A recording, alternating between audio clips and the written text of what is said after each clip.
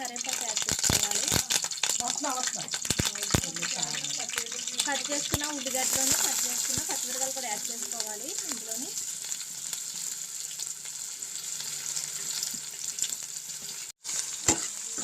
పకోడా పులుసు చాలా టేస్టీగా ఉంటుంది. ఉల్లిగడ్డలు బాగా యాగనివ్వాలి, మంచిగాను మంచి రంగు వచ్చే వరకు బాగా యాగనివ్వాలి.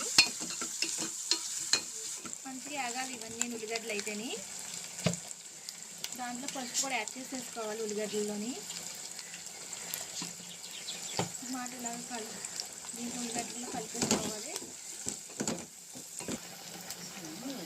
అల్లం పేస్ట్ కూడా యాడ్ చేసుకోవాలి. ఇందులో పచ్చివాసన పోయే వరకు మంచిగా వేయించుకోవాలండి.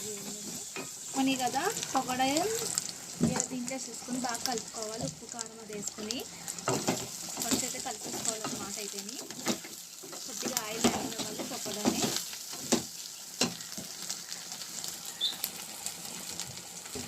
స్పూన్ కారం పొడి కూడా యాడ్ చేసుకోవాలి. ఇందులోని కలిపేసుకుని చింతపండు కూడా వేసుకోవాలి.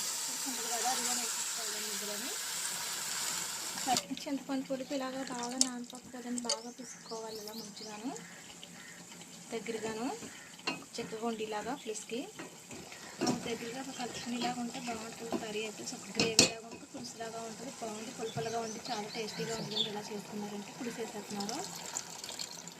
ఇందులోని ఒక 10 నిమిషాలు బాగా దగ్గరికి మంచిగా ఉడకపోవాలి. ఇది పులుసు అయితేనే కలిపేసుకోగలదండి, ముక్క ముక్కలాగా అయిపోతుంది. అందుకని ఒక మాట కలిపేసుకొని వదిలేసుకోవాలి పులుసుని. ఆ పకోడా మెత్తగా అయిపోతాయి కదా, అందుకని కలుపుకోకుండా పులుసు వేసేసుకుని అలా వదిలేసుకోవాలి. 10 నిమిషాలు ఉడకనివ్వాలి దగ్గరగాను. కల్లుప్పు యాడ్ చేస్తారు. మా అత్తమ్మ అయితేనే ఎక్కువ కల్లుప్పే వాడతారు అన్నట్లోని. అలా దగ్గరికి ఆయిల్ అది పైకి వచ్చి ఇలా ఉడకాలి ఇవన్నీ పులుసుకి అయితేని.